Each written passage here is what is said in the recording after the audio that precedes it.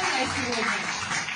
Вот буквально ее результат и как это произошло, Татьяна Викторовна, несколько слов. Мы были в театре «Новая опера» и слушали оперу. Я большая любительница, и меня долгие годы, практически всю жизнь, ну, как я хожу по театру, мучает проблема. Сухой воздух, у меня чувствительная слизистая, начинается мучительный кашель.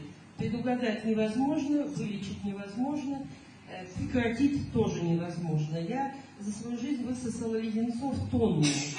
Лечилась и так, и сяк, и по-разному, но приступ снять невозможно. Это значит, или уходишь из зала, или пытаешься сдержаться. Красная, бордовая, слезы в 3 ручья – это мучительно, если кто это знает.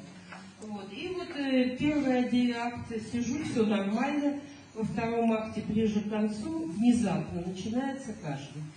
При том, что и 1-й акт у меня леденец от кашля во рту, и 2-й акт он тоже во рту, но приступ начался. Я пытаюсь сдержаться, слезы, я бордовая, просто умираю. Тут мне соседка говорит: возьмите леденец и положите под язык.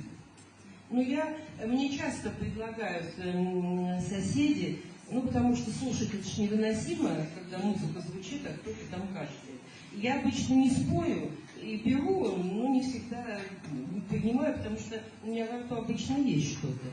Но тут я взяла этот леденец, положила под язык, и вдруг мой приступ внезапно прекратился.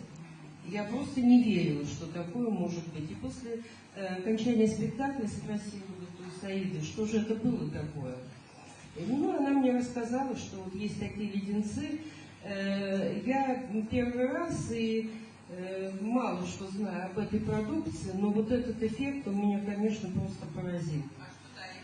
А что далее, я даже не знаю. Я дала ей Гроу попробовать. Просто вот было для меня удивительно, во-первых, что она не спросила, что это, просто взяла, сразу положила под язык.